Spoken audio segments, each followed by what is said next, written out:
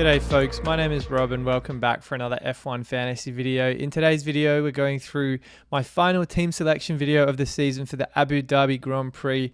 So as always, if you're new around here, please do drop a like on the video, subscribe to the channel if you haven't done so already.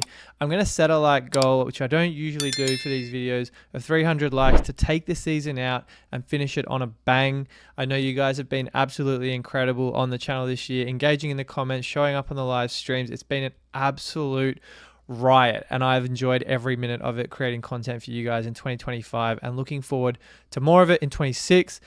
So yeah, just wanted to shout you guys out before we get into the nuts and bolts of this video, but it has been an absolute banger of a year and again, can't thank you guys enough. So let's send this video out skyward and hope we can push for some incredible ranks in the global leaderboard and in our mini leagues for 2025. So race week review for the Qatar Grand Prix. I had 285 points all out across the board and a couple million in team value to increase as well.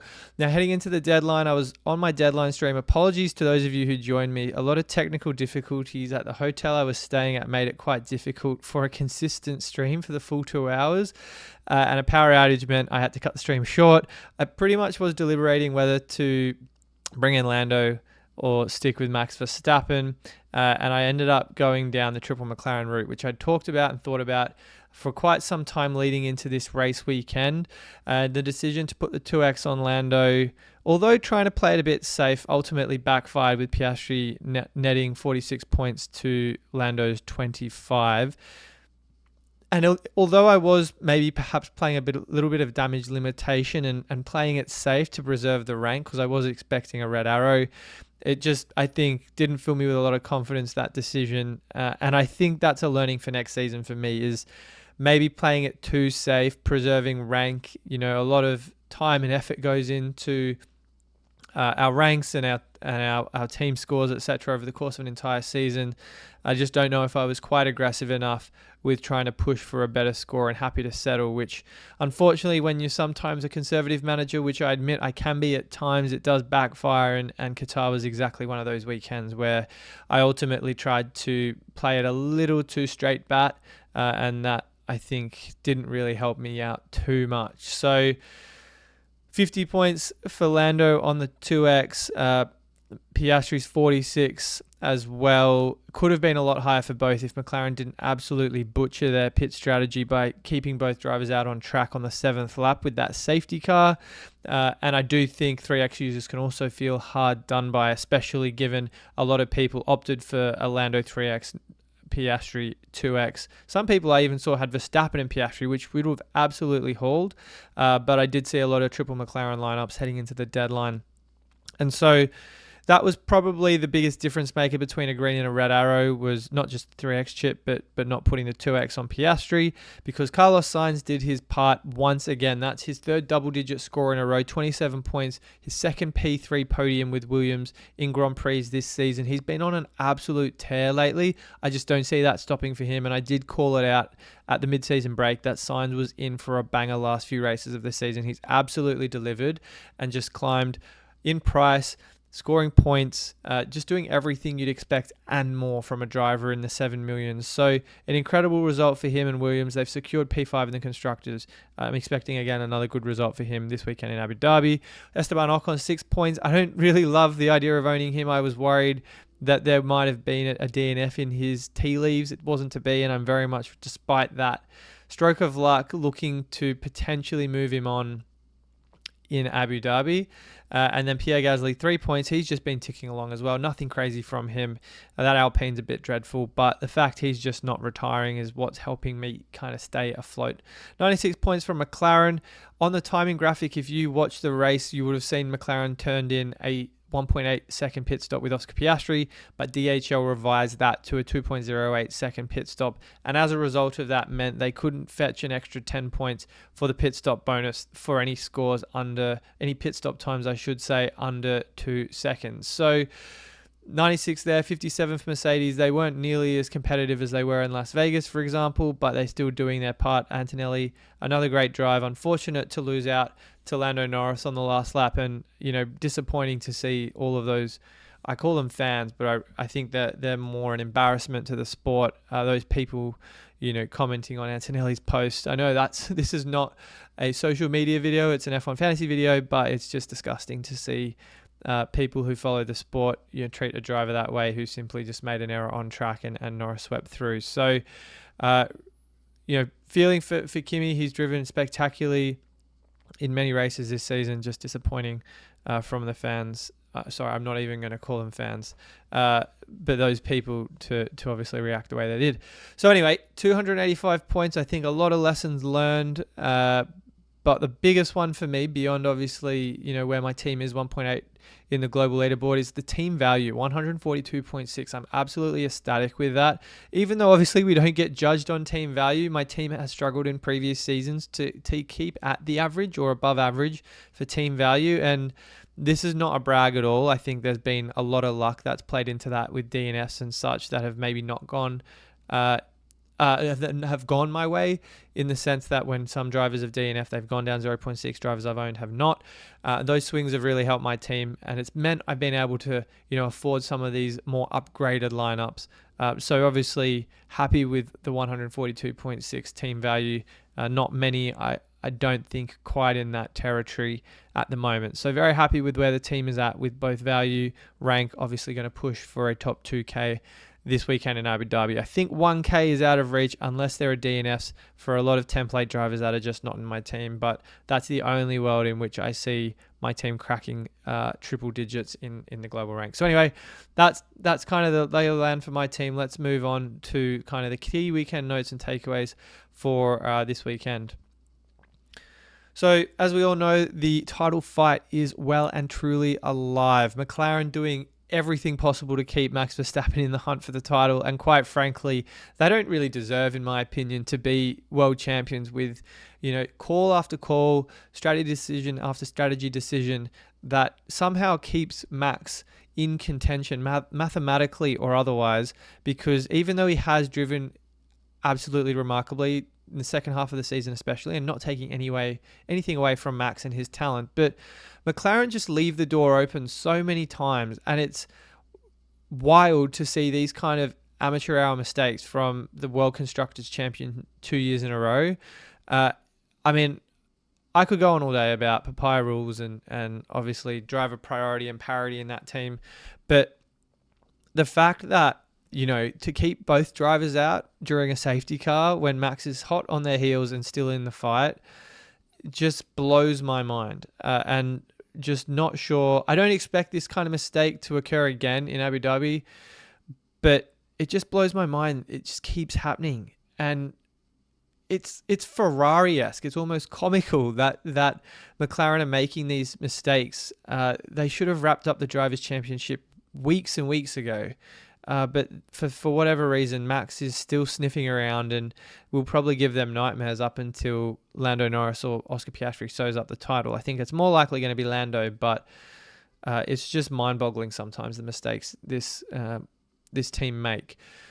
So in terms of kind of what this means for the 2X driver, because Max is obviously the man in form, you can't really go past him. Lando's won a number of races recently, and then Oscar obviously put together a great weekend. It was a shame he couldn't capitalize on the Grand Prix win after being P1 in free practice, sprint qualifying, sprint race, and Grand Prix qualifying. Now, I think the 2X for me right now, it has to be on Lando or Max. The most obvious candidates, the most likely to win the championship as well. And unless you're really going differential, and unless you see from 2 practice sessions worth of data for Oscar Piastri, not 3, that he is worth the 2X chip, then I think you've otherwise got to kind of go the Verstappen-Norris route, one or the other. Now, on Oscar Piastri, as you can see at the bottom, he will not be driving FP1. Pato Award will be standing in for him as part of the mandatory rookie sessions that all drivers must complete. I know that Racing Bulls, Red Bull, Aston Martin and Haas also have to fulfill these duties, so just keep that in mind for free practice coming into this weekend. Now, interesting that it's obviously the last race of the season. Piastri should be getting as many reps on the board as possible, but I believe Abu Dhabi is one of those tracks, much like Mexico, where practice data is a little more divergent to qualifying and race simulation data than other tracks. And so I would say, and from what I've read, it's a less valuable practice session than usual. I maybe would take FP1 times, especially with a pinch of salt, as teams dial in their setups. But Piastri will only get 120 compared to the usual 180 minutes of practice time across the weekend on non-sprint weekends. So just something to keep in mind. I don't think it's going to move the needle too much, but maybe more of an inclination to perhaps consider Lando Norris or Max Verstappen as your 2X driver. So McLaren's form in the pit lane, they're doing very well. You might have seen, as I pointed out before, the timing graphic showed a 1.8 second pit stop. In fact, DHL corrected it to be just over 2 seconds. But I think between them and Red Bull are definitely the teams in form here throughout the entire season. You can see McLaren obviously 10 points for a 2.08 pit stop, and then 5 points extra for the overall fastest pit stop. McLaren and Red Bull are the only two teams to fetch the 25-point threshold, and I do think at least one of them, if not both of them, will be again in contention to score similarly, especially with the World Championship on the line. So that's potentially one reason to move towards Red Bull as that second constructor this weekend, especially even though Yuki Tsunoda may not be able to hold up his end of the bargain. That's where additional points really can make the difference. And McLaren's got the prowess there. Red Bull certainly has the prowess there. So I think overlook pit stops at your own peril. Quickly on differentials, and if you've got the final fix or wild card, it's even more valuable to be able to have that flexibility to pivot into those assets, especially those low-owned assets with point scoring upside, is that drivers and constructors are not affected by price rises. It's the last race of the season. Points should be the primary and only focus, as it more or less should have been for the last few weeks now. And I do think if you're able to leverage any available chips to capitalize on those low-end assets, I'm looking at the Hülkenbergs, the Strolls, the Ocons, the Lawsons, maybe not template assets that still have some reliability. And I know every driver is different. You obviously want to have a look at free practice times to inform your decision even more. But over on F1 Fantasy Tools, and I'll bring it up just once more, I'm not suggesting right now that these assets are a must own, but if you look at the elite data, especially those in the global top 500, the likes of Stroll owned at 0.4% among the top 500, Bortoletto at 3.2%, Hülkenberg at 5.6%, Ocon at 6%, Lawson at 6.2%, all drivers that have the potential to score very well and have shown that to be the case on occasion this season. I wouldn't say, again, each one of them is going to be a lock for a trade for me this week, but I do think keeping an eye on free practice, those quality and race simulation speeds for those teams, and weighing up whether or not you've got the budget flexibility to accommodate one or two of those. So the Kick Saubers, great at overtaking, gaining positions. Ocon, race positions gained, and the likes of that. So plenty of options to go around in the differential category, especially if you're looking to gain rank on people that own Sainz's, Hadjars, Gaslys, etc. Looking at the asset tier ranking now, and I think for me, again, a lot of this has been based simply on who I think will score most this weekend. Max Verstappen, for me, top of the pile, but not by much to Lando Norris. I think both of them are excellent in qualifying. And an interesting point to note, a crazy statistic that I found out tonight while preparing for this video, was that the last 10 pole sitters have gone on to win the Grand Prix in Abu Dhabi. The last 10. So qualifying has not been important more so than it has been now. I'd say arguably just as important as Monaco qualifying right now. And realistically, I think whoever does take pole has the best chance of winning the race. Lando Norris took pole and won last year. Max Verstappen took pole and won their 2020 to 2023. So both of those drivers are pretty much favourites for me to notch pole position. Oscar Piastri, I think a bit of a smoky differential, and I don't really see Russell, Leclerc, etc. threatening for P1. But yeah, there's only been one occasion in the last 15 or 20 or so years at this track that a driver outside the front row has not gone on to win the race, Kimi Räikkönen, over a decade ago. So I do think the odds are going to be stacked against anyone who isn't on the front row of the grid. Just keep that in mind when making your decisions, and I think free practice is absolutely going to be essential for that. Further down in the B tier, Kimi Antonelli, an excellent driver, has outscored George Russell in the last 3 Grand Prix weekends in F1 Fantasy. Carlos Sainz, as we talked about, P3 there. Hadjar, an excellent qualifier, and I think Albon A little tricky along with Sonoda just based on their price, unless you're a lower budget team. I like both of them. They're obviously not going to have the same upside as, say, an Antonelli, but you kind of know what you're expecting from those drivers, especially Albon, who's had a very good, consistent season for the most part. And then Alonso, Lawson, Gasly, Ocon, Behrman, they're all drivers that can score overtakes. Hulkenberg you could also throw in the mix there. And again, like I said, some differentials in that. So do consider maybe taking a punt on a few off the beaten track assets if you're looking to make gains over your mini league rivals. Among the B tier constructors, Racing Bulls, probably my pick of the bunch. Haas would be up there as well. And even though Williams are not in the B tier, I also like them if Sainz and Albon, who are expected to be good at this track, deliver another sound result. So lots to go around, lots to think about, but I think you really want to be prioritizing drivers based on where they can score points, and that's more or less how I've ordered this list for this week. Early team thoughts, and as has been the case for the last few weeks now, all drivers and constructors are at risk. Yes, I know not necessarily that they're all bad, but I want to give myself maximum flexibility and optionality when choosing my team. 2 transfers this week, and I do think it's probably likely, based on what I've got here, I stick with at least McLaren constructor and Carlos Sainz, potentially Lando Norris too, but we'll look at a few different combinations and see what we can make of that for our F1 fantasy teams, because there are a lot of overtakes on the table and a lot of options to score points at this track. So let's jump across to F1 fantasy and see what we can make of my lineup for this week. Now, I think in 2 transfers, the most obvious move for me would be to get some coverage of Red Bull. The first way to doing so would be to get in the Red Bull constructor. I think for me, dropping Ocon feels like the most obvious make way. And then looking at differential assets, which at this price point, I can only get from 5.8 down. So that rules out Liam Lawson. I've got Gabriel Bortoleto, Nico Hulkenberg, and Fernando Alonso. I think all 3 of these perfectly fine options. Fernando Alonso especially looked very good in Qatar. Plenty of medium speed and high speed corners there for Aston Martin to feast on there. And then the the Kick Sauber assets, I should say, are excellent in racing positions gained and overtake. So just going over to F1 Fantasy Tools here, filter it by race positions gained. Hulkenberg, second among active drivers, 2.8 overtakes. Bortoleto a little bit further down the list, but in the overtake department, he is much further up the list.